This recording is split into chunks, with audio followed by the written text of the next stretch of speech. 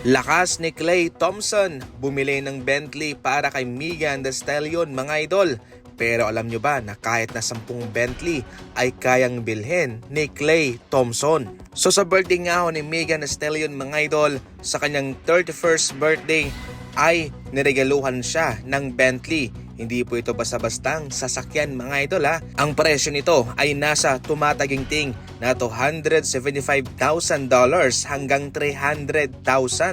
Para malaman nyo talaga ang halaga ng sasakyang ito, kung sa atin sa Philippine money ay nasa 17 million ang presyo nito. At kaya mismo ni Klay Thompson na bumili ng 10 hanggang 20 nito. Bakit nga ba mga idol? Well, itong si Klay Thompson ay kabilang sa mga highest paid player sa NBA. Nasa milyones po ang kanyang sinasahod. Malaki.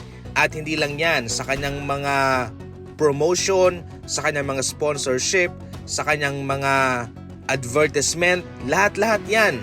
Kung tutuusin nga ay hindi na magagalaw ng presyo ng sasakyang ito ang kanyang sinasahod sa NBA.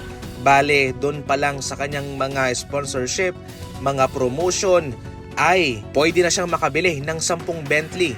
Maliban sa kanyang sahod na nasa 35 million per year sa Dallas Mavericks, itong si Klay Thompson ay nakakatanggap pa ng nasa 15 to 20 million kada taon sa pinagsamang nakukuha niyang pera galing sa Anta, Body Armor, Panini, Gillette at iba pa. Sa ngayon nga ang kanyang net worth ay nasa 70 million to 140 million dollars. Hindi lang yan, meron din siyang mga negosyo at mga investment mga idol.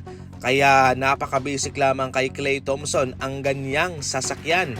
Panis dito ang mga kontraktor, ang mga congressman sa yaman nitong si Klay. Definitely mga idol wala akong issue kay Klay Thompson. Isa akong fan ni Klay. Pero sana dapat ay mahanap niya ang totoong babae para sa kanya mga idol. And guess what? Okay naman si Megan at suportado ko silang dalawa. Wala nang naniniwala sa ngayon sa mga sinasabi nitong si Giannis. Sa ngayon sa pinaka-latest na kanyang sinabi patungkol sa kanyang future sa Milwaukee Bucks, eto, the most important thing is that I want to win a championship with the Bucks. And if that's not on the table, maybe I got to pivot because I really want to win. Nais siyang manalo ng kampiyonato sa Milwaukee Bucks pero kung hindi naman daw yun maibibigay ng kanyang kupunan ay aalis siya. Well, sa ngayon ay hindi na seryoso ang mga kupunan sa kanya sa kadahilanang sa trade deadline ay marami silang ginulantang, marami silang ginulong mga kupunan na yung iba ay gustong mag-trade pero sa huli ay hindi naman pala. Hindi lang ang Golden State Warriors, marami din ang Boston Celtics, ang Los Angeles Lakers, ang Memphis Grizzlies, kabilang yon sa kanilang mga ginulo. Nag-post pa nga kagad itong si Giannis ng isang clip ni Leonardo DiCaprio sa isang pelikula na I'm Not Leaving. Kaya sa ngayon mga idol ay wala nang naniniwala sa mga sinasabi nitong si Giannis dahil ganun pa rin naman, nasa Milwaukee Bucks ang desisyon kung ano ang kanilang gagawin, kung sila ba yung magti-trade o hindi. Samantala, isa itong mga balita para sa mga fans ng Golden State Warriors. Kinumpirma mismo ni Coach Steve Kerr na itong si Kristaps Porzingis ay sumali na sa half-court 5-on-5 drills sa kanilang kupunan at maganda na raw ang kanyang iginagalaw.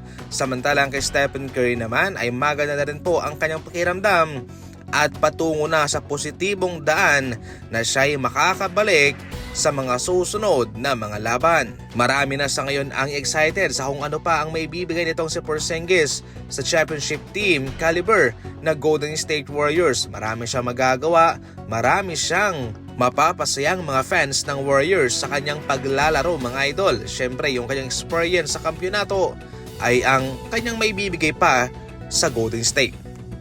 Samantala, kinuha na nga rin po ng Spurs itong si Mason Plumlee. Ito ay kanilang binigyan ng 10-day contract mga idol. Ito ay kanilang gagamitin para sa regular season. Nasa 50 games po ang limit ng isang two-way player. Kaya ito ay kanilang magagamit pagkatapos ng All-Star break. Ang rason kung bakit kinuha siya ng Spurs ay para maidagdag siya sa kanilang center rotation para marami silang option para hindi masyadong mabigatan sa workload yung kanilang mga main centers sa kanilang kupunan. Considering pa na itong si Mason Plumlee ay isang veterano, marami na siyang mga experience, magiging key factor din po yan para sa kanilang pagpapalakas pa sa season na ito. Nasa loob ngayon ng top 3 ang Spurs at kung sakaling magkakampiyon sila, paniguradong makakatanggap ng championship ring itong si Plumlee.